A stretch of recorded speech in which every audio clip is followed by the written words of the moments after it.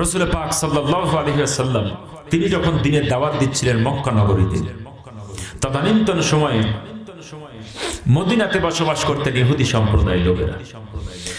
তো মদিনার ইহুদিরা তারা ছিলেন তাওরাতের পণ্ডিত, ইনজিলের পণ্ডিত, আসমানি কিতাবের পণ্ডিত তারা ছিলেন। আল্লাহ রসুলের উপরে যখন কোরআন নাজিল হয়, আল্লাহ রসুল জীবনে কখনো কোনো বিশ্ববিদ্যালয়ে লেখাপড়া করেনি, আল্লাহ রসুল কোন স্কুলে লেখাপড়া করেন নাই, আল্লাহর নবীর কোনো শিক্ষক নাই এই পৃথিবীতে। পয়গম্বরের উপরে যখন কোরআন নাজিল হলো, তিনি যখন নবী ঘোষণা করলেন, এবার মদিনার ইহুদিরা মনে মনে ভাবলেন, তাহলে মক্কাতে যারা আব্দুল্লাহর পুত্র মুহাম্মদের ধর্ম কবুল করছে, ইসলাম কবুল করছে, আমরা তাদের কাছে গিয়ে জিজ্ঞেস করব যে আমাদের কিতাবে বেশি কথা আছে না তোমাদের কিতাবে বেশি কথা আছে? আমাদের কিতাব তোমাদের কিতাবের চাইতে বেশি উত্তম, তাওরাত কিতাব। তৎকালীন সময়তে পবিত্র কোরআনের 12 নম্বর সূরা, সূরা ইউসুফ এখনো নাজিল হয়নি। তাওরাতের ভিতরে বনী ইসরাইল জাতি ইয়াকুব নবী সম্পর্কে কিছু আলোচনা ছিল, ইউসুফ নবী সম্পর্কে কিছু আলোচনা ছিল, কিন্তু কোরআন তখন নাজিল হয় নাই। তো মদিনার ইহুদিরা মক্কাতে আগমন করলেন, মক্কার লোকেরা এই সম্পর্কে কিছুই জানে না। মক্কাতে আগমন করার পরে মুসলমানদেরকে জিজ্ঞেস করলেন যে আপনারা হারান শহরে একজন নবী বসবাস করতেন, ইয়াকুব পয়গম্বর, তার একজন সন্তান ছিলেন, পরক্ষণে তিনি মিশরের বাদশাহ হন, এই সম্পর্কে আপনাদের কোনো ধারণা আছে কি? তো না, আমাদের তো কোনো ধারণা নেই। তাহলে তো তোমাদের কিতাবের চেয়ে আমাদের কিতাব বেশি উত্তম, কারণ আমাদের কিতাবের ভিতরে এই সম্পর্কে বিস্তারিত আলোচনা আছে। সম্মানিত উপস্থিতি, এই কথা যখন রাসূল পাক সাল্লাল্লাহু আলাইহি ওয়াসাল্লামের কাছে বলা হলো যে ইহুদিরা জিজ্ঞেস করছে সেই নবী সম্পর্কে, সম্মানিত উপস্থিতি, আল্লাহ পাক রব্বুল ইজ্জত ওয়াল জালাল সাথে সাথে পবিত্র কালামে হাকিমের সূরাতুল ইউসুফ 12 নম্বর সূরা নাজিল করলেন, বলি সুবহানাল্লাহ। আসুন এখন এই সূরার ভিতরে কি কি আছে আমরা শোনার জন্য চেষ্টা করব ইনশাআল্লাহ। সম্মানিত উপস্থিতি, ইব্রাহিম আলাইহিস সালাতু ওয়াস সালামের সন্তানের নাম হচ্ছে ইসহাক আলাইহিস সালাতু ওয়াস সালাম, ইসমাঈল আলাইহিস সালাতু ওয়াস সালাম। ইসহাক আলাইহিস সালাতু ওয়াস সালামের সন্তানের নাম হচ্ছে ইয়াকুব আলাইহিস সালাম। ইয়াকুব আলাইহিস সালাতু ওয়াস সালামের আবার সন্তান ছিল 12টি। জোরে বলেন কয়টি? 12টি। লম্বা ঘটনা। ইয়াকুব পয়গম্বর তিনি মামার বাড়িতে গেলেন। মামার বাড়িতে যাওয়ার পরে মামার নাম হচ্ছে লাবান। লাবানকে বললেন যে মামা, তোমার বোন মানে আমার মা আমারে তো পাঠিয়ে দিয়েছে তোমার কাছে, এখন তোমার বাড়িতে আমি থাকবো।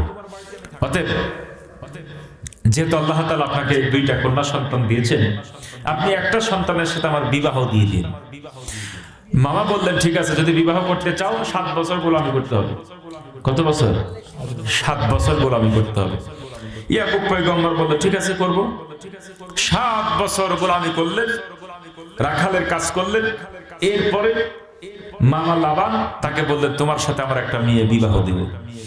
ইয়াকুব পয়গম্বর বললেন মামা, যেহেতু আপনার 2টা মেয়ে,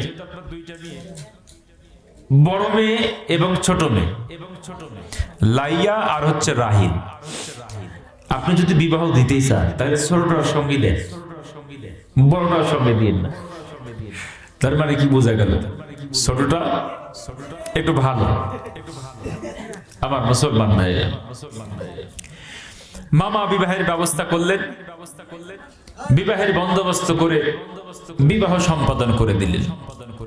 বাসর রাত হয়ে গেল, সকালে ঘুরে দেখে যে বড়টার সঙ্গে বিয়ে দিয়েছে। কি বলবেন এবার? বলেন সুবহানাল্লাহ বলবেন, নাউজুবিল্লাহ বলবেন।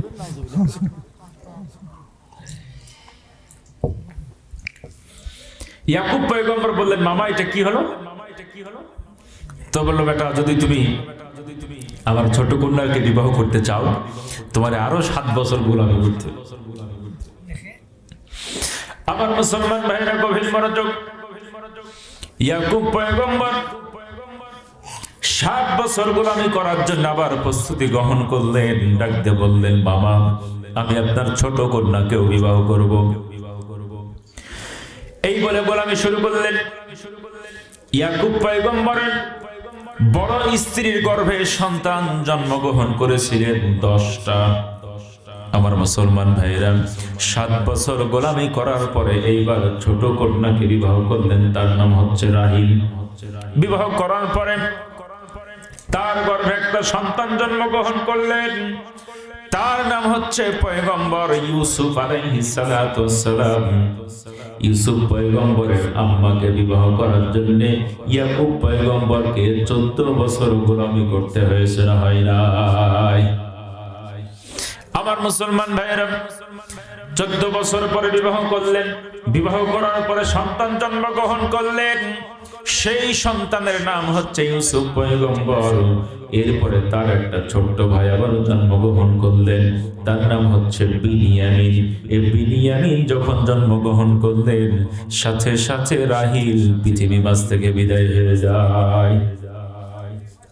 ইয়াকুব পয়গম্বর ছোট্ট সন্তানকে রেখে দিয়ে যখন তার ছোট স্ত্রী পৃথিবীর মাঝ থেকে বিদায় হয়ে গেল, হায় হায়, এত বেশি কষ্ট পেলেন, যাকে বিবাহ করার জন্য 14 বছর তিনি গোলামি করলেন। 2টা সন্তান, ইউসুফ আলাইহিস সালাতু ওয়াস সালাম এবং বিনিয়ামিন, এক স্ত্রীর 2টা সন্তান, আরেক স্ত্রীর 10টা সন্তান। আমার মুসলমান ভাইরা, ইউসুফ পয়গম্বর এত সুন্দর চেহারা ছিলেন। ইউসুফ পয়গম্বর ছাড়া ইয়াকুব নবী কিছুই বুঝতেন না, বাইরে কোথাও যাইতেন না, যেখানেই যায় সব সময় ইউসুফ পয়গম্বরকে কাছে কাছে রাখতেন। আমার মুসলমান ভাইরা, ইয়াকুব নবীর বোন বেড়াইতে আসলেন, ডাক দিয়ে বললেন, ভাই, ছোট্ট ছোট্ট 2টা বাচ্চা নিয়ে তোমার বড় কষ্ট হয়ে যায়, একটা বাচ্চারে তুমি আমারে দিয়ে দাও, আমি লালন পালন করি। ইউসুফ আলাইহিস সালাতু ওয়াস সালামকে যখন তার ফুফু সাথে করে নিয়ে চলে গেলেন, ইয়াকুব পয়গম্বর বাড়িতে তার ঘুম হয় না, তিনি অস্থির থাকতে পারেন না। তিনি আবারও বোনের বাড়িতে চলে গেলেন, ডাক দিয়ে বললেন, বোন, না না, তোমার কাছে আমি সন্তান রাখতে চাই না। ইউসুফ যতক্ষণ পর্যন্ত আমার কাছে না আসে ততক্ষণ পর্যন্ত আমি শান্তি পাই না। একটা সেকেন্ডের জন্য ইউসুফকে আমি চোখের আড়াল হতে দিব না। এত ভালোবাসতেন, এত মহব্বত করতেন।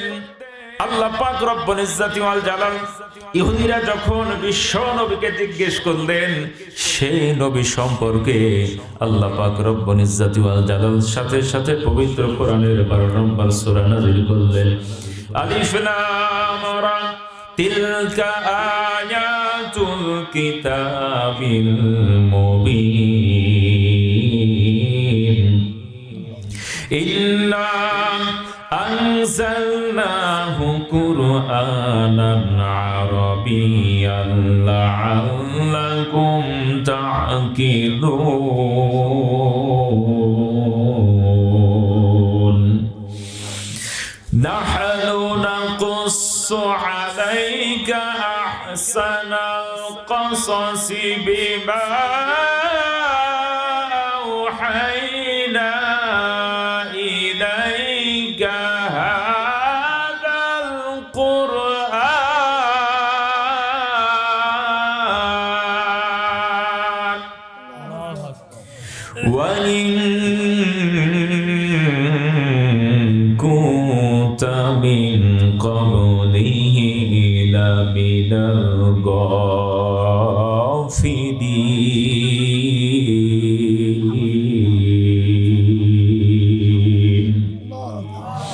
আল্লাহ তাআলা ডাকতে বললেন, নবীজি, নাহানু নাকুসসু আলাইকা আহসানাল কসাস, আমরা এমন একটা কিচ্ছা, এমন একটা গল্প বলবো, এমন একটা কাহিনী বলবো পবিত্র কোরআনের ভেতরে। আহসানাল কসাস, এটা হচ্ছে সর্বোত্তম কাহিনী। বলি সুবহানাল্লাহ।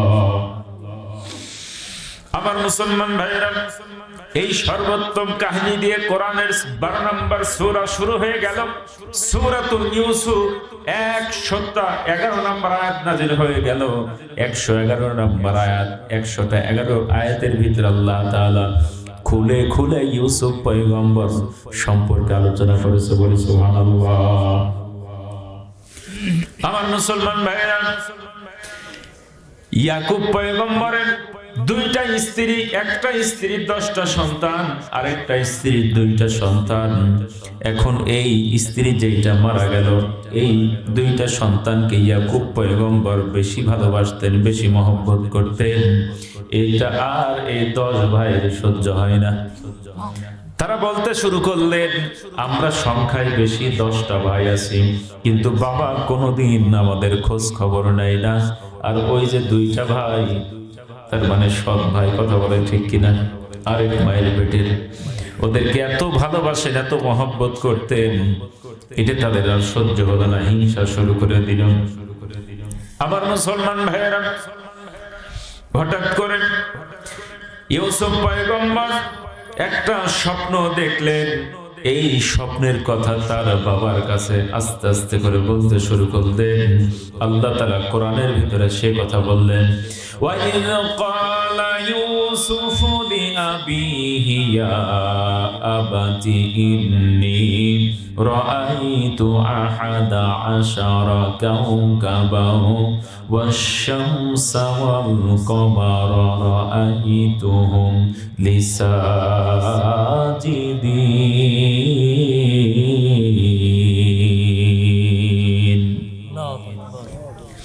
ইউসুফ পয়গম্বর একটা স্বপ্ন দেখলেন। স্বপ্ন দেখার পরে ইয়াকুব নবীকে ডাক দিয়ে বললেন, আব্বা জান, আজকে আমি একটা স্বপ্ন দেখলাম। ইয়া আবাতি ইন্নী রাআইতু আহাদা আশারা কাওকাবা, 11টি তারা এবং সূর্য এবং চন্দ্র, রাআইতুহুম লিসাজিদিন, আমার পায়ের ভিতরে সেজদা লাগায় দেয়, আমাকে সেজদা করে। এটা কেন দেখলাম বুঝতে পারলাম না। আকাশের 11টি তারা এবং চাঁদ সূর্য আমার সেজদা করে। আমার মুসলমান ভাইরা, সাথে সাথে ইয়াকুব পয়গম্বর ডাক দিয়ে বললেন, ক্বালা ইয়া বুনাইয়া লা তাকসুস রুইয়াকা আলা ইখওয়াতিক ফায়াকিদু লাকা কাইদা। ইয়া বুনাইয়া লা তাকসুস, আমার কলেজার টুকরা সন্তান, খবরদার খবরদার, এই স্বপ্নের কথা আর কারো কাছে বলা যাবে না। এই স্বপ্নের কথা যদি তোমার ভাইয়েরা শুনতে পায়, ইখওয়াতিকা ফায়াকিদু লাকা কাইদা, অবশ্যই অবশ্যই তোমার ব্যাপারে ষড়যন্ত্র করবে। আমার মুসলমান ভাইয়েরা, এই স্বপ্নের ভিতরে কোনো কাহিনী আছে না? স্বপ্নের কথা বলতে নিষেধ করলেন আর ডাক দিয়ে বললেন, বেটা, এই স্বপ্ন তোমার 10 ভাই এবং তোমার আরেকটা ভাই বিনিয়ামিন, 11টা ভাই। শামস ওয়াল কমার, তোমার বাবা তোমার মা একদিন তোমার কাছে তোমার আনুগত্য স্বীকার করবে। এটা হচ্ছে স্বপ্নের মূল ব্যাখ্যা। আমার মুসলমান ভাইয়েরা, এই কথা আস্তে করে 10 ভাইয়ের এক ভাই শুনে নেয়। শুনে নেওয়ার পরে 9 ভাইয়ের কাছে গিয়ে বলতে শুরু করলেন, আমরা নাকি এক সময় ইউসুফের আনুগত্য স্বীকার করব, সে নাকি আমাদেরকে পরিচালনা করবে, এই রকম একটা স্বপ্ন দেখেছে। এটাকে মেনে নেওয়া যায় নাকি? আমরা শক্তি সামর্থ্যের দিক দিয়ে বেশি, এরপরে আমরা 10টা ভাই আছি। তারা মাত্র 2টা ভাই, ছোট ছোট। বাবা তাদের জন্য কাজ করছে, বাবা এত মহব্বত করে, এত ভালোবাসে, আমাদেরকে তো ভালোবাসে না। অতএব যে কোনো মূল্যে ইউসুফ পয়গম্বরকে একটা শাস্তির ব্যবস্থা করতে হবে। আমার মুসলমান ভাইরা, এবার 10 ভাই তারা ষড়যন্ত্র শুরু করলেন। ষড়যন্ত্র করে তারা একটা সিদ্ধান্ত গ্রহণ করলেন, যে কোনো মূল্যে ইউসুফকে হত্যা করতে হবে। আমার মুসলমান ভাইরা, কিভাবে হত্যা করা যায়? ইয়াকুব পয়গম্বরের চোখের সামনে থেকে 1 সেকেন্ডের জন্য ইউসুফ পয়গম্বরকে দূরে নিয়ে যাওয়া যায় না। এখন কিভাবে তারা হত্যা করা যায়? আমার মুসলমান ভাইরা, তারা ষড়যন্ত্র করলেন, তারা চিন্তা ভাবনা করলেন আর ডাক দিয়ে বললেন, আমরা একটা কাজ করতে পারি। আমরা তো জঙ্গলের ভিতরে যখন ছাগল চড়াইতে যাই, মেষ চড়াইতে যাই, আমরা বাবাকে বলবো ইউসুফকে যেন আমাদের সাথে দিয়ে দেয়। আমার মুসলমান ভাইয়েরা, তারা চক্রান্ত করলেন। বাবা ইয়াকুব পয়গম্বরের কাছে গিয়ে বসলেন, ডাকতে বললেন, আব্বা জান, সব সময় তুমি ইউসুফের সাথে নিয়ে থাকো, একটু বাইরে যাইতে দাও না। আজকে যদি তুমি অনুমতি দাও, আমরা 10 ভাই তাকে নিয়ে যাব ওই চরণ ভূমিতে, যেখানে মেষ চড়বে, যেখানে ছাগল চড়বে, আর ইউসুফ পয়গম্বর আমাদের সাথে খেলাধুলা করবে। ইয়াকুব নবী ডাকতে বললেন, না না, নিয়ে যাওয়ার কোনো প্রয়োজন নাই, কারণ তোমরা যদি খেলাধুলা করতে গিয়ে অমনোযোগী হয়ে যাও, হয়তোবা ছোট্ট ইউসুফকে বাগে ধরে নিয়ে চলে যাবে। ইয়াকুব নবী তিনি রাজি হচ্ছিলেন না। ভাইরা সাহস দিলেন, আমরা 10 ভাই থাকতে আমাদের একটা ভাইকে কখনো বাগে ধরতে পারবে না, আমরা তাকে দেখে শুনে রাখবো, কোন জঙ্গলের হিংস্র প্রাণী তাকে আঘাত করতে পারবে না। এইভাবে করে বাবাকে বুঝায়া বুঝায়া আসলে তাদের মনের ভিতরে শয়তানি আছে না নাই? আমার মুসলমান ভাইয়েরা, তারাও সিদ্ধান্ত গ্রহণ করলো, যতক্ষণ পর্যন্ত ইউসুফরে না দেবে ততক্ষণ পর্যন্ত আমরাও যাব না। এক পর্যায়ে বাবা ইয়াকুব নবী তাদেরকে ডাকতে বললেন, ঠিক আছে তোমরা নিয়ে যাও, কিন্তু খবরদার খবরদার তাকে চোখের আড়াল করো না। ইউসুফকে আমি এত ভালোবাসি, এত মহব্বত করি, কখনো চোখের আড়াল হইতে দেই না। যতক্ষণ পর্যন্ত ইউসুফকে তোমরা না নিয়ে আসবে, ততক্ষণ পর্যন্ত আমি ইয়াকুব নবী কিন্তু শান্তি পাবো না। 10 ভাই তারা সিদ্ধান্ত গ্রহণ করলেন, ইউসুফ নবীকে আদর যত্ন করে নিয়ে চলে গেলেন জঙ্গলের ভিতরে। এবার এক ভাই থাপ্পড় লাগায়া দেয়, আরেক ভাই গলা ধরে টান দেয়। ইউসুফ নবী ডাকতে বলেন, ভাইয়েরা আমার, তোমরা আমার সঙ্গে এইরকম ব্যবহার করো কেন? আমি তো তোমাদের সঙ্গে কখনো খারাপ ব্যবহার করি না, তোমরা আমার 10 ভাই, তোমরা বড় বড় ভাই, আমাকে কেন তোমরা মারো জানতে চাই? তারা ডাকতে বললেন, আমার বাবা শুধু তোমার এই ভালোবাসা মহব্বত করে, আমাদেরকে ভালোবাসে না, আজকে তোমাকে পৃথিবীর মাঝ থেকে তুলে দিব। তারা সিদ্ধান্ত গ্রহণ করলেন। 10 ভাইয়ের ভিতরে একজনের নাম ছিল রোমেন। তিনি ডাকতে বললেন, আমরা ইউসুফকে হত্যা না করে আমরা একটা কাজ করতে পারি। কি কাজ করা যায়? আমরা তাকে একটা কূপের ভিতরে ফেলে দিব। এই কূপের ভিতরে ফেলে দেওয়ার পরে যদি সে মারা না যায়, যদি সে বেঁচে থাকে, হয়তোবা কোনো পথিক অথবা যাযাবর অথবা কোনো ব্যবসায়ী তারে তুলে নিয়ে হয়তো অন্য জায়গায় চলে যাবে। আমার মুসলমান ভাইয়েরা, এই কথাই তারা মেনে নিলেন এবং বললেন, তাহলে কূপের ভিতরে ফেলে দেওয়া হবে।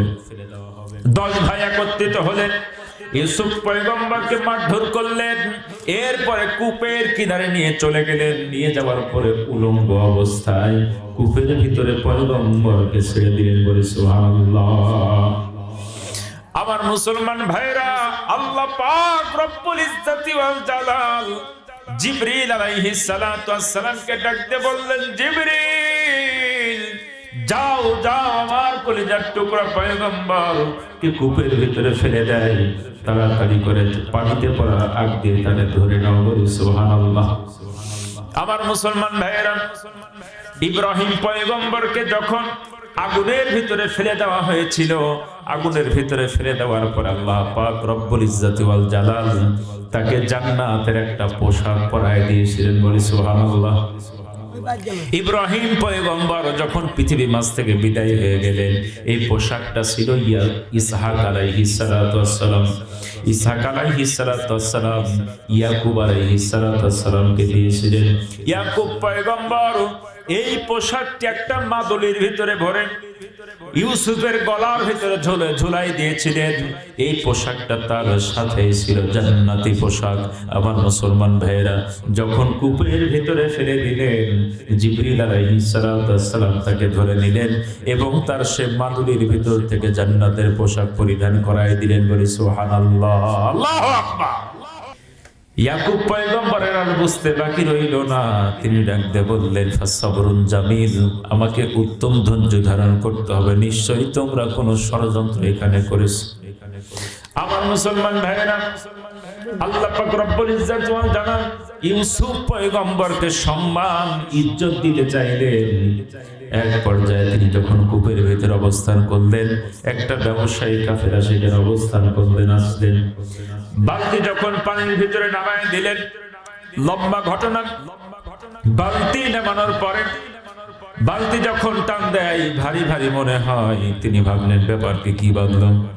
এক পর্যায়ে যখন টান দিয়ে তুললেন, এই ব্যবসায়ী দেখতে পেলেন তার জীবদ্দশায় এই দুই চোখ দিয়ে এত সুন্দর মানুষ তিনি কখনো দেখেন নাই। আল্লাহু আকবার। এত সুন্দর ফুটফুটে একজন বালক তিনি জীবনে কখনো দেখেন নাই। তিনি মনে মনে ভাবলেন, আহা, ব্যবসার কোনো প্রয়োজন নাই। এই বালককে যদি আমি মিশরের বাজারে গিয়ে বিক্রি করতে পারি, আমি বহু টাকা দাম পাবো। ইউসুফ নবীকে সাথে করে নিয়ে লম্বা ঘটনা চলে গেলেন মিশরের বাজারে।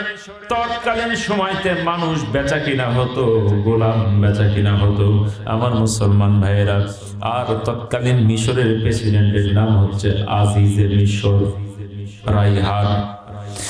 তার কোনো সন্তান ছিল না, সন্ততি ছিল না। তার স্ত্রীর নাম ছিল জুলেখা। আমার মুসলমান ভাইরা, জুলেখা এবার সিদ্ধান্ত গ্রহণ করলেন, চলো আজকে আমরা বাজারে যাই, যদি কোনো সুন্দর কোনো বালক পাই তাহলে আমরা সেটাকে ক্রয় করব। বাজারের ভিতরে যখন তোলা হলো, ইউসুফ নবীকে এত সুন্দর চেহারা ইতিপূর্বে কোনো মানুষ কখনো দেখে নাই। দাম চাইলেন অনেক বেশি দাম। আমার মুসলমান ভাইয়েরা, এক পর্যায়ে তারা সিদ্ধান্ত গ্রহণ করলেন, এটা শুধুমাত্র কিনতে পারবে আমাদের প্রেসিডেন্ট আজিজে মিশর রাইহান। যখন এই বাচ্চাটিকে কিনা হলো, জুলেখা যখন কিনলেন, তখন তিনি বললেন, ও আজিজ, আও নাত্তাখিযুহু ওয়ালাদা, এই সন্তানকে আমরা আমাদের নিজের সন্তানের মতো কিনতে পারি। ইউসুফ নবীকে যখন বাজার থেকে কিনে নিলেন, তখন বললেন, আও নাত্তাখিযুহু ওয়ালাদা, সন্তান বলে কিনলেন। মনোযোগ দিবেন আমার মুসলমান ভাইয়েরা। এরপরে আজিজে মিশর যখন তাকে বাড়ির ভিতরে নিয়ে চলে গেলেন, আস্তে আস্তে পয়গম্বর ইউসুফ যখন যৌবনে রূপান্তরিত হয়ে গেলেন, যত বড় হয় তত জুলেখার সামনে যখন আস্তে আস্তে বড় হতে থাকে, যৌবনে যখন পদার্পণ করলেন, জুলেখা আস্তে আস্তে তার চেহারার ভিতরে তিনি মুগ্ধ হয়ে যায়। আল্লাহু আকবার। আমার মুসলমান ভাইরা, ইউসুফ পয়গম্বরকে যখন কিনে নিলেন, তখন কিন্তু বলেছিল এটা আমাদের সন্তান, ঠিক না? যখন যৌবনে রূপান্তরিত হয়ে গেলেন, জুলেখা তার চেহারার প্রেমে পড়ে গেল, মুগ্ধ হয়ে গেলেন, পাগল হয়ে গেলেন। আমার মুসলমান ভাইয়েরা, জুলেখা মাঝে মাঝে তার প্রেম প্রস্তাব দেয়। এরপরে ইউসুফ পয়গম্বর যখন এটা ডিনাই করে, এটা যখন সহ্য করতে পারে না, এটা যখন মানতে পারে না, শেষ পর্যন্ত জুলেখা একটা চক্রান্ত করলেন, তাকে এমন একটা দুর্গের ভিতরে বন্দী করলেন। তিনি ছিলেন রাজরানী জুলেখা। কথা বলেন ঠিক কিনা? ইউসুফ পয়গম্বরকে এমন একটা প্রাসাদের ভিতরে বন্দী করলেন, একটা নয়, দুইটা নয়, একটা, দুইটা, তিনটা করে সাতটা দরজা বন্ধ করে দিলেন। সাতটা দরজার ভিতরে নিয়ে ইউসুফ পয়গম্বরকে ডাক দিয়ে বললেন, ইউসুফ, পিছনে তাকায় দেখো, একটা নয়, দুইটা নয়, সাতটা দরজা বন্ধ করে দিয়েছি। অতএব আজকে পালানোর কোনো জায়গা নাই, আজকে আমাকে সময় দিতেই হবে। আমার সাথে কলাত হাইদালা, তিনি বললেন আমার কাছে আসো, প্রেম নিবেদন করলেন। আমার মুসলমান ভাইয়েরা, জুলেখা তিনি মূর্তি পূজা করতেন। প্রেম নিবেদনের পূর্ব মুহূর্তে তার ওই সাতটা দরজার ভিতরে, ঘরের ভিতরে একটা মূর্তি ছিল। এই মূর্তিটিকে তিনি ঢেকে দিলেন। ইউসুফ পয়গম্বর ডাকতে বললেন, জুলেখা, এই মাটির মূর্তিরে কেন তুমি ঢাকো জানতে চাই? জুলেখা ডাক দিয়ে বললেন, আমি এখন তোমার সঙ্গে প্রেম নিবেদন করব, এই জন্যে আমার দেবতা এ যদি দেখতে পায় আমার শরম হয়, লজ্জা হয়, এজন্য তারে ঢেকে দেই কাপড় দিয়ে। ইউসুফ পয়গম্বর ডাক দিয়ে বললেন, জুলেখা, তোমার মাটির মূর্তি যদি তোমারে দেখতে পাই, আর আমার আল্লাহ যিনি আকাশের ভিতরে আছেন তিনি বুঝে দেখতে পাই না। তুমি 7-7টা দরজা বন্ধ করে দিয়েছো, সেই জায়গার ভিতরেও আমার আল্লাহ আছে না নাই? আমার মুসলমান ভাইয়েরা, এক পর্যায়ে জুলেখা যখন আস্তে আস্তে ইউসুফ পয়গম্বরের কাছে যাইতে শুরু করলেন, আর ডাক দিয়ে বললেন, কলাত হাইতালাক, আসো আমার কাছে। ইউসুফ পয়গম্বর মনে মনে আল্লাহরে স্মরণ করতে শুরু করলেন, আল্লাহ আজকে তুমি যদি না বাঁচাও, এখানে বাঁচানোর মতো আর কেউ নাই। আমার দেশের যুবক হলে আমার দেশের যুবক ওয়াজ শোনার পরে যদি রাস্তা দিয়ে যায় আর যদি জীবন পথে ডাক দেয়, এত সুন্দর আমি এদিকে এসে দেখে যাও, তাহলে বলে ওয়াজ থাও পরে আগে, ঠিক কি দেয়? আমার মুসলমান ভাইরা, আমার দেশে হাল হাকিকত আছে না নাই? গতকাল মাহফিল ছিল আমার নাটোর লালপুরে। একজন টাকা দিয়েছে তার বান্ধবীর নামে, আর দোয়া চেয়েছে তার জন্য তাড়াতাড়ি বিয়ে হয়ে যায়। তাহলে আমি জিজ্ঞেস করলাম, আমার বাপ মা মরে যায় নাকি? ও টাকা দেয় বিবাহ হওয়ার। এরকম যুবক আছে না নাই আমার মুসলমান ভাইরা? তাহলে আজকে সমাজটা শেষ হয়ে গেল, সমাজের রন্ধ্রে রন্ধ্রে জেনা ব্যভিচার আছে না নাই? জেনা ব্যভিচার ছড়িয়ে পড়েছে, হাতে হাতে জেনা ব্যভিচার আছে না নাই? হাতে হাতে জেনা ব্যভিচার আছে। আজকে মোবাইল ফোন যেমন ভালো দিক আছে, মোবাইলের ফোনের থেকে খারাপ দিকও আছে না নাই? টেলিভিশনের যেমন ভালো দিক আছে, টেলিভিশনের খারাপ দিকও আছে। ভালোর চাইতে খারাপ দিকটা বেশি ব্যবহার হচ্ছে, কথা বলো ঠিক কিনা? যেহেতু স্বাধীন বাংলাদেশ, কিন্তু আল্লাহ পাক রব্বুল ইজ্জত ওয়াল জালাল বললেন, বান্দা ওয়া কুল্লু ইনসানিন আলজামনাহু তাইরাহু ফি উনুকি ওয়া নুখরিজু লাহু ইয়াওমাল কিয়ামাতি কিতাবান ইয়ালকাহু মানশুরা। আমি মানুষ সৃষ্টি করেছি, প্রত্যেক মানুষের গর্দানের ভিতরে একটা মেমোরি কার্ড আছে। কি আছে? Memory card. যেমন ফ্লাইট রেকর্ডার থাকে বিমানে, এই ফ্লাইট রেকর্ডার বিমান যদি পুড়ে ভস্ম হয়ে যায়, কিন্তু ওই রেকর্ডিং ওইটা থাকবে, ওইটা নষ্ট হবে না। কিভাবে বিমান ধ্বংস হলো, কিভাবে বিমান ক্রাশ করলো, এটা ওই ভিডিও চালু করে দিতে হবে। তো আপনি যদি মারা যান, পৃথিবী মাঝ থেকে বিদায় হয়েছে, কিন্তু আপনার যে মেমোরি কার্ড আছে গর্দানের ভিতরে, এটা কিন্তু নষ্ট হয় না। ওয়া নুখরিজু লাহু ইয়াওমাল কিয়ামা, কিয়ামতের দিন আল্লাহ এটা বের করবেন। বের করার পরে বান্দা তুমি চোখ দিয়ে কি দেখেছো, সেইটা ওই মেমোরি কার্ডের ভিতরে সেভ করা আছে। আপনি কান দিয়ে কি শুনেছেন, ওইটা মেমোরি কার্ডের ভিতরে সেভ করা আছে। এরপরে জবান দিয়ে কি বলেছেন, সব কিছু রেকর্ডিং হয়ে মেমোরি কার্ডে আছে না? মা ইয়ালফিযু মিন কওলিন ইল্লা লাদাইহি রাকীবুন আতীদ। আল্লাহ তাআলা ডাকতে বললেন, গোলাম রে, ছোট বড় যা কথা বলো না কেন, সব কথা কিন্তু রেকর্ডিং হয়ে যায়। আরে এমন রেকর্ডিং সিস্টেম আল্লাহ চালু করে দিয়েছেন, আপনি একটা কথা বললেন পাশের বন্ধুকে, বন্ধু আবার ডাক দিয়ে বলে, একটু জোরে বলো, শুনতে পাই না। পাশের বন্ধু শুনতে পাক আর না পাক, আপনার রেকর্ডিং কিন্তু ঠিকই ধরে ফেলেছে। এরপরে আপনার মনের ভিতরে কি চিন্তা ভাবনা করছেন, ভালো চিন্তা করছেন নাকি খারাপ চিন্তা করছেন, সেইটাও কিন্তু রেকর্ডিং হয়ে যায়। আমার মুসলমান ভাইয়েরা, এই চোখ দিয়ে যা কিছু দেখছেন, সব কিছু কিন্তু মেমোরি কার্ডে রেকর্ডিং হয়ে যায়। আল্লাহ তাআলা ডাক দিয়ে বললেন, ফালাই ইয়ামাল মিসকালা যাররাতিন শাররাই খায়রান ইয়ারা ওয়া মান ইয়ামাল মিসকালা যাররাতিন শাররাই ইয়ারা। বলি আল্লাহু আকবার। কাল হাসরের ময়দান যখন কায়েম হয়ে যাবে, বান্দার এই মেমোরি কার্ডের ভিতর থেকে বের করা হবে।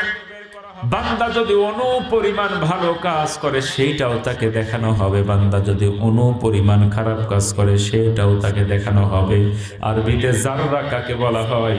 আমরা যখন দেখবেন ভোর যখন হয়ে যায়, সকালে যখন সূর্য উদিত হয় আকাশে, জানালার ভিতরে যদি ছোট্ট একটা ফুটা থাকে, ঘরের ভিতরে যখন সূর্যের কিরণ প্রবেশ করে, এই কিরণের ভিতরে দেখবেন অনেকগুলা ছোট ছোট ধুলা কোনা ঘুরে বেড়ায়, ঠিক কিনা?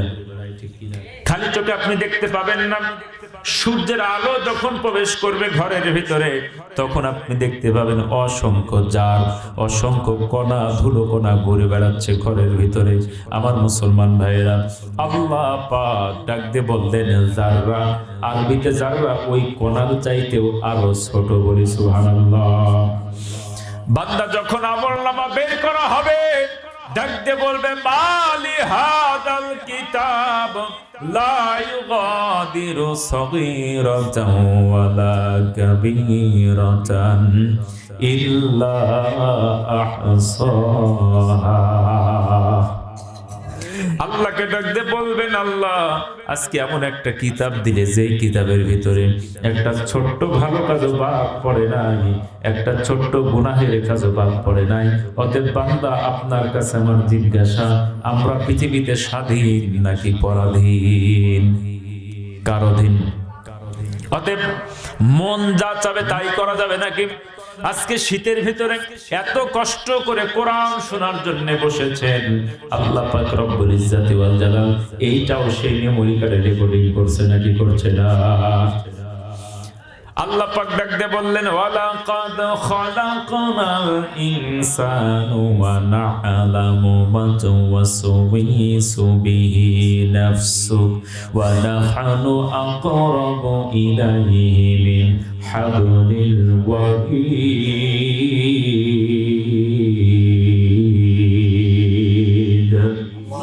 আল্লাহ তাআলা ডাক দিয়ে বললেন গোলাম, আমি মানুষ সৃষ্টি করেছি, আমি তো মানুষকে ছেড়ে দেই নাই, আমি মানুষের একদম কাছে আছি। মানুষের দুইটা রগ আছে, দুই পাশে গর্দানের দুই পাশে, এই গর্দানের দুই পাশে যে দুইটা রগ আছে আমি তার চাইতেও বেশি কাছে আছি। বলি সুবহানাল্লাহ। আমাদের সাথে আল্লাহ আছে না নাই? ইউসুফ পয়গম্বরকে যখন 7টা দরজার ভিতরে বন্দী করা হলো, ইউসুফ পয়গম্বর এবার মনে মনে আল্লাহকে ডাকতে থাকলেন, আল্লাহ আজকে তুমি ছাড়া আমার বন্ধু নাই, তুমি ছাড়া বাঁচানোর কোনো মালিক নাই, আজকে একমাত্র তুমিই ভরসা।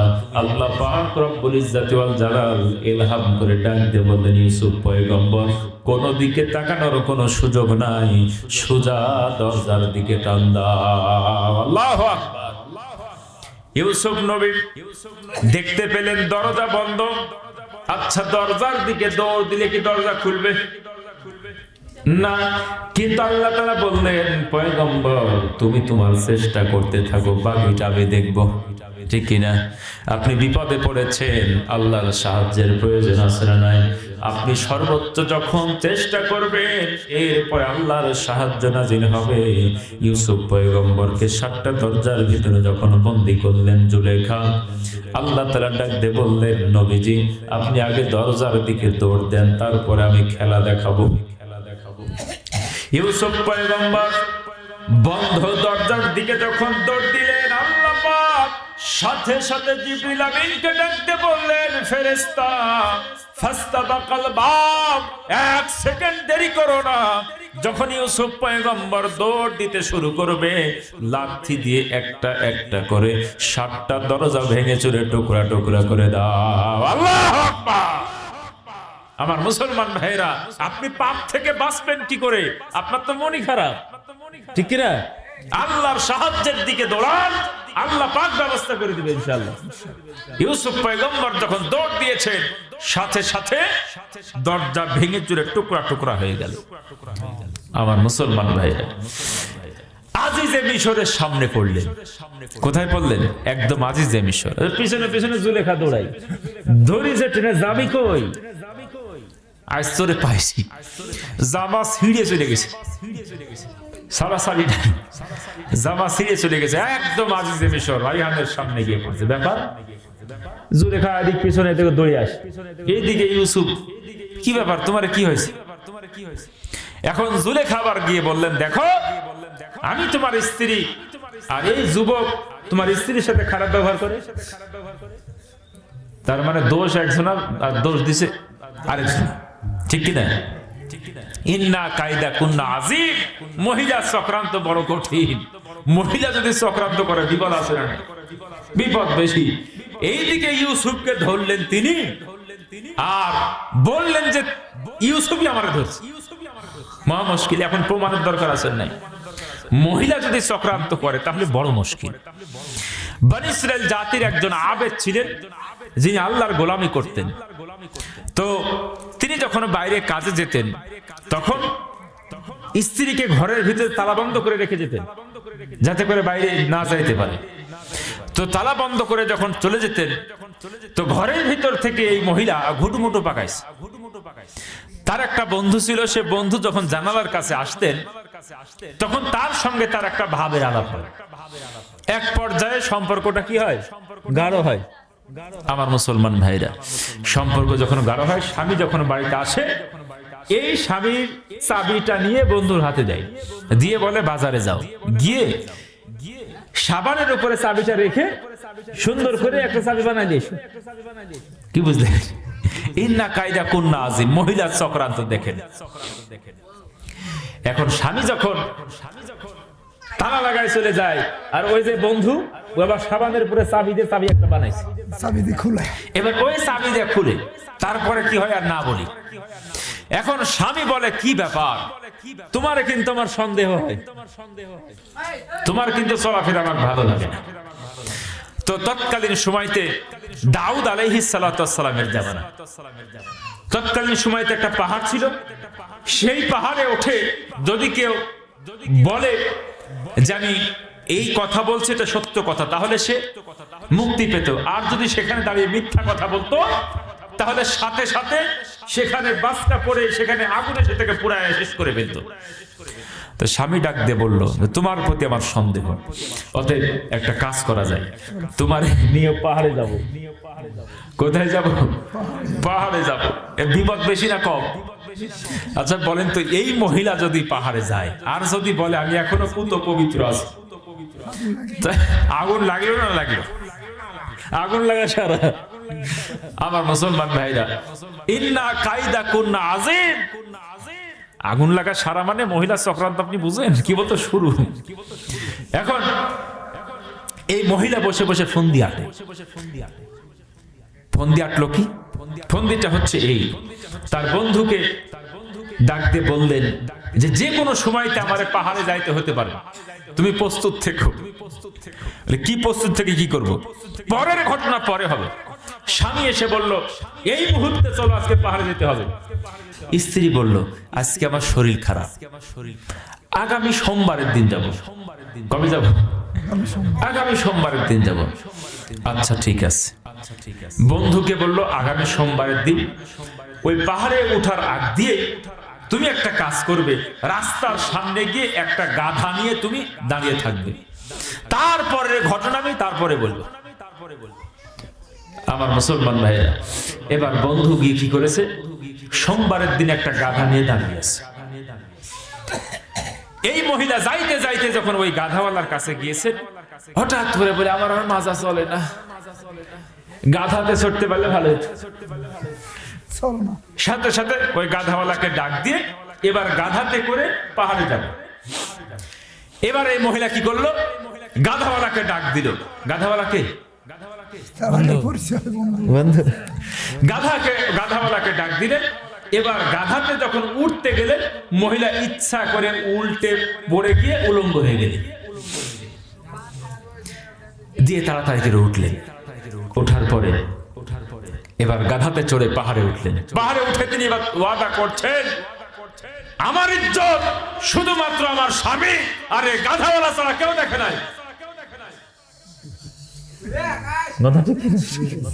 কথা ঠিক আছে তো? তাহলে কথা সত্য।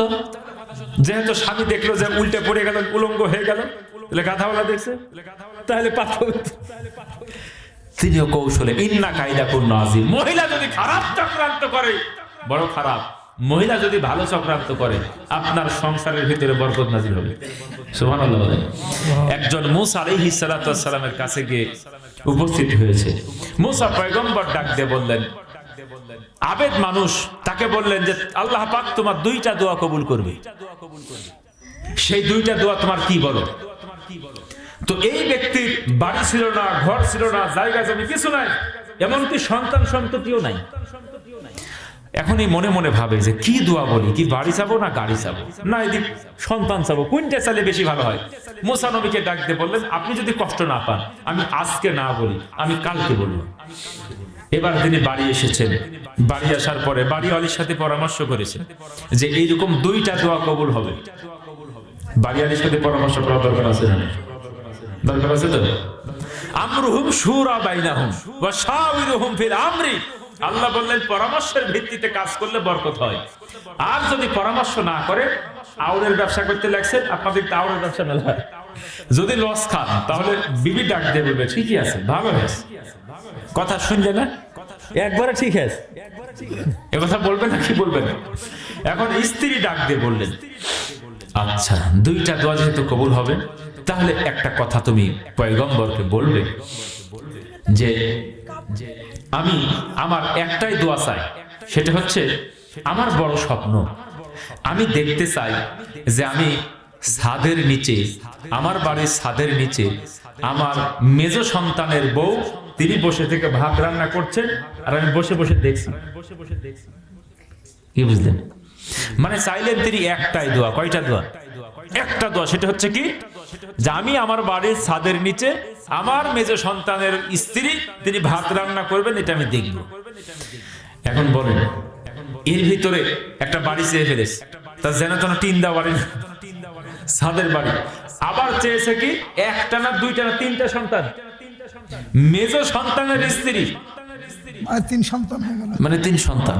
আমার মুসলমান ভাইরা, এখন ইনি এবার গিয়ে মুসা নবীকে ডাক দিয়ে বললেন যে আমার একটাই স্বপ্ন, আমি একটাই দোয়া, দোয়াটা হচ্ছে যে আমি আমার বাড়ির ছাদের নিচে আমার মেজ সন্তানের স্ত্রী ভাত রান্না করবে, এটা আমি দেখে মরতে চাই। মুসা নবী ডাক দিয়ে বলে, তোমার মাথা দেখে তো মনে হয় না যে বুদ্ধি তোমার মাথা থেকে আসে, কারণ তুমি গতকালকে বলতে পারোনি, নিশ্চয়ই এর পিছনে কলকাঠি আসে না। তিনি বললেন যে আমার স্ত্রী শিখাই দিয়েছে। আমার মুসলমান ভাইরা, তাহলে যদি মহিলা ভালো কাজে তার মাথাকে কাজে লাগায় তাহলে ভালো কিছু হবে সংসারে, আর যদি খারাপ কাজে লাগায় তাহলে অবস্থা খারাপ। ঠিকই না? ইন্না কাইদা কুন্না আযীম। আল্লাহ বললেন মহিলার চক্রান্ত বড় ভয়ঙ্কর। আমার মুসলমান ভাইরা গভীর মনোযোগ। জুলেখা এবার আজিজে মিশরের সামনে যখন দাঁড়িয়ে গেলেন, ডাক দিয়ে বললেন, দেখো তোমার স্ত্রীর সঙ্গে খারাপ ব্যবহার করে কেমন যুবক, তুমি যদি ফায়সালা না করো তাহলে কিন্তু হবে না। আমার মুসলমান ভাইরা, মহিলা যদি ষড়যন্ত্র করে বিপদ বেশি না কম। আজিজে মিশরের স্ত্রী জুলেখা, ঘটনা গোটা শহরের ভিতরে প্রচার হয়ে গেল। গোলাম যখন জুলেখারে ধরেছে, এই ঘটনা আর ধাপা চাপা দিয়ে রাখা গেল না, গোটা শহরবাসী জেনে গেল, মহিলারা পর্যন্ত জেনে গেল। আমার মুসলমান ভাইরা, এরপরে বিচার বসলো। বিচার বসার পরে বিচারক বিচার করলেন, পুরুষ যদি মহিলাকে ধরতে যায় তাহলে ধস্তাধস্তি করার কারণে জামা ছিঁড়বে সামনে, কথা বলো ঠিক কিনা? আর যদি মহিলা পুরুষকে ধরতে যায় তাহলে জামা ছিঁড়বে পিছনে। এবার জামা যখন তালাশ করা গেল, তাকায় দেখলেন জামার ছিঁড়া আছে পিছনে। দোষী হয়ে গেল জুলেখা, গোটা এলাকার ভিতরে সিসি রব পড়ে গেল। আমার মুসলমান ভাইয়েরা, এই ঘটনা যখন গোটা মিশরের ভিতরে ছড়িয়ে পড়লেন, মহিলারা ডাক দিয়ে বললেন, জুলেখা এমন একজন মহিলা, তিনি এই এলাকার প্রেসিডেন্টের স্ত্রী, একজন দাসের সঙ্গে সে নাকি প্রেম নিবেদন করে, বিচারে এটাই ফাইসালা হয়েছে। এইটা যখন বলা বলি শুরু করলেন, জুলেখা একটা ফোন দিয়ে আঁটলেন। তৎকালীন সময়তে সমস্ত ভদ্র মহিলাদেরকে তিনি বাড়িতে দাওয়াত দিলেন। বাড়িতে দাওয়াত দেওয়ার পরে সকলকে একত্রিত করলেন, এক জায়গায় বসাইলেন, সকলের হাতের ভিতরে ফল দিলেন। এরপরে একটা করে আপনার ছুরি ধরায় দিলেন ফল কাটার জন্য। আমার মুসলমান ভাইয়েরা, এই সমস্ত মহিলারা যখন হাতের ভিতরে ফল নিয়ে যখন ফল কাটতে শুরু করলেন, এমত অবস্থায় জুলেখা যখন ইউসুফ পয়গম্বরকে ডাক দিলেন, ইউসুফ নবী যখন সামনে এসেছে, আহারে এই মিশরের মহিলারা এই পয়গম্বরের চেহারা যখন দেখলেন, সাথে সাথে ছুরি চালাইতে চালাইতে কোন পাশ দিয়ে যে নিজের হাতের ভিতরে ছুরি লাগাই দিয়েছেন মহিলারা টের পায় না। আল্লাহু আকবার। কত সুন্দর চেহারা! মহিলারা ইউসুফ পয়গম্বরের চেহারা থেকে পাগল হয়ে গেল। এটা ফল কাটতে কাটতে হাত কেটে ফেলে বুঝতে পারে না। আমার মুসলমান ভাইয়েরা, এই সূরা ইউসুফ পাঠ করতে করতে আয়েশা সিদ্দিকা রাদিয়াল্লাহু তাআলা আনহা তিনি ডাক দিয়ে বললেন, ইউসুফ নবীকে দেখে যারা মিশরের ভূখণ্ডে যেই মহিলারা নিজের হাত কেটে ফেলেছিলেন, তারা যদি আল্লাহর পয়গম্বর নবী মুহাম্মদুর রাসূলুল্লাহ সাল্লাল্লাহু আলাইহি ওয়াসাল্লামের চেহারাটা দেখতেন, হাত কাটতে কাটতে কোন ফাঁক দিয়ে কলিজা কেটে ফেলতেন, তারা টের পেত না। বলে সুবহানাল্লাহ। আমার মুসলমান ভাইরা, ইউসুফ নবী ছিলেন সাদা সুন্দর, আখিরি জামানার শ্রেষ্ঠ পয়গম্বর নবী মুহাম্মদুর রাসূলুল্লাহ সাল্লাল্লাহু আলাইহি ওয়াসাল্লাম ছিলেন লাল সুন্দর। বলে আল্লাহু আকবার।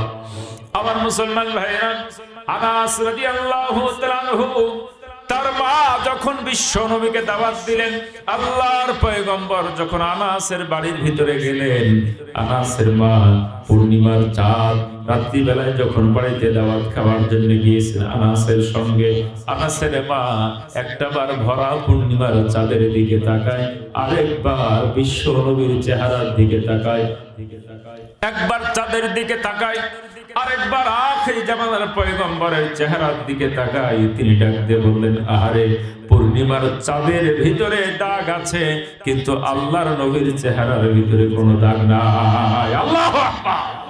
আমার মুসলমান ভাইয়েরা, ইউসুফ পয়গম্বরের চেহারা দেখার পরে মহিলারা যখন হাত কেটে ফেললেন, এরপরে জুলেখা ইউসুফ পয়গম্বরকে আবারও গ্রেফতার করলেন, আবারও প্রেম নিবেদন করলেন। আমার মুসলমান ভাইরা, কুপ্রস্তাব যখন দিলেন, জুলেখা ডাক দিয়ে বললেন, আমি যে কেন তারে ধরেছিলাম, মিশরের মহিলারা তোমরা বুঝতে পেরেছো নাকি? মিশরের মহিলারা কখন তোমরা হাত কেটে ফেলেছো তোমরা বুঝতে পারো নাই, এখন তোমরাই বলো আমি কেন তারে ধরলাম। সমস্ত মহিলাদের সামনে আবারও প্রস্তাব দিলেন জুলেখা, আর ডাকতে বললেন, ইউসুফ, আমার কথা যদি তুমি না শোনো, আমি তোমার জেলের ভিতরে বন্দী করব। তিনি ডাকতে বললেন, না না, আমার জন্য জেলই উত্তম, এরপরও তোমার সঙ্গে আমি তোমার কুপ্রস্তাবে রাজি হব না। বলে সুবহানাল্লাহ। আল্লাহর পয়গম্বর যখন রাজি না হয়েছে, তাকে জেলের ভিতরে ঢুকাই দিলাম। জেলের ভিতরে ইউসুফ পয়গম্বর 1 বছর নয়, 2 বছর নয়, কত বছর ছিলেন? দীর্ঘ 7 থেকে 10 বছর অবস্থান করেছেন। 7 থেকে 10 বছর অবস্থান করলেন জেলের ভিতরে। কেন? কি অন্যায় করেছিলেন? আমার মুসলমান ভাইরা, মহিলার কুপ্রস্তাবে রাজি না হওয়ার কারণে জেল খাটতে হলো। যুগে যুগে কালে কালে নবীদেরকে জেল খাটতে হয়েছে না? আমার মুসলমান ভাইরা, আখিরি জামানার শ্রেষ্ঠ পয়গম্বর নবী মুহাম্মদুর রাসূলুল্লাহ সাল্লাল্লাহু আলাইহি ওয়াসাল্লাম 3 বছর জেল খেটেছেন শিয়াবে আবু তালিবে। আল্লাহর নবীর 23 বছর নবুয়তের জিন্দেগি, 13 বছর মক্কায়, 10 বছর মদিনায়। তার ভিতরে 10 বছর মক্কায় দাওয়াতি কাজ করেছেন, 10 বছর মদিনায় দাওয়াতি কাজ করেছেন, আর 3 বছর জেলের ভিতরে ছিলেন।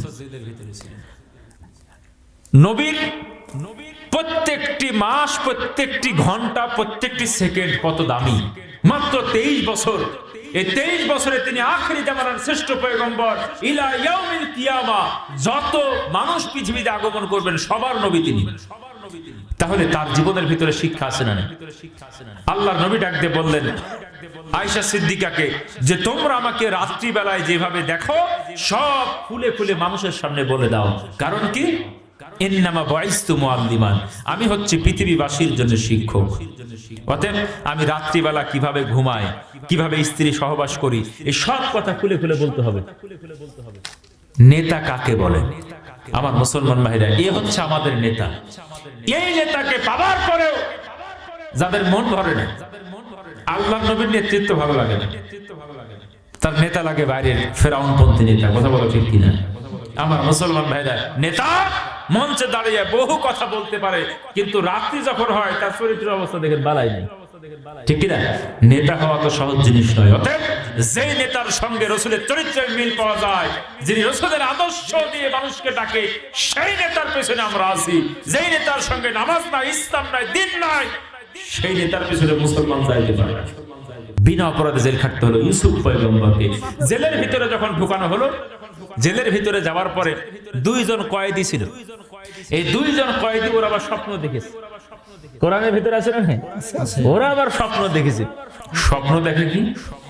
যে একজন স্বপ্ন দেখে ও রাজার দরবারে শরাব তৈরি করে, এই স্বপ্ন দেখলেন।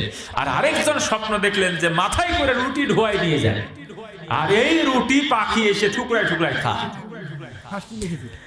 এই কথা যখন বললেন, তখন পয়গম্বর স্বপ্নের ব্যাখ্যা জানতেন।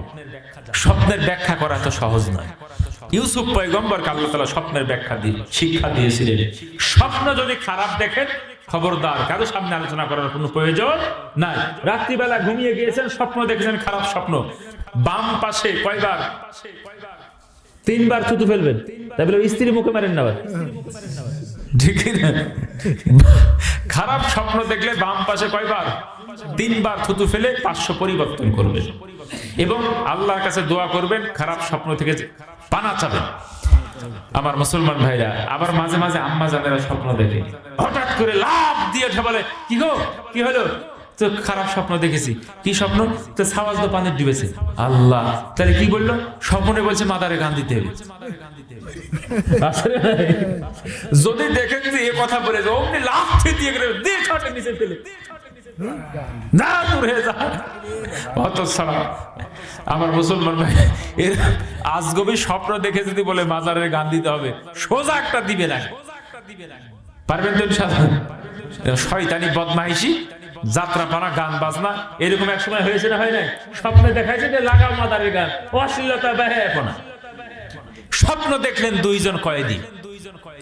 স্বপ্ন দেখে ইউসুফ পয়গম্বরকে বললেন, পয়গম্বর ডাকতে বললেন, তোমাদের স্বপ্নের ব্যাখ্যা করবো, নাস্তা আসা আগে বলে দিব।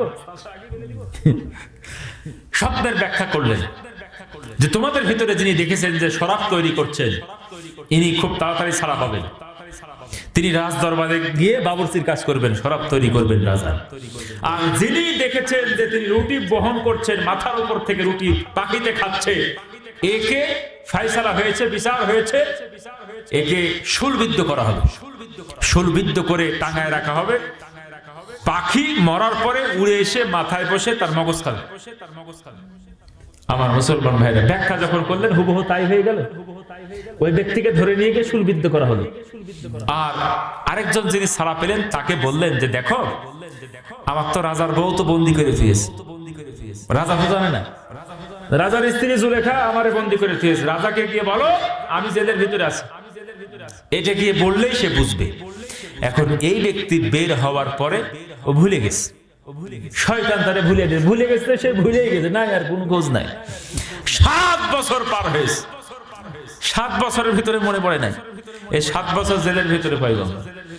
7 বছর পরে এবার আজিজে মিশর রায়হান একটা স্বপ্ন দেখলেন। আমার মুসলমান ভাইরা, এই স্বপ্ন দেখলেন যে 7টা শুকনা গরু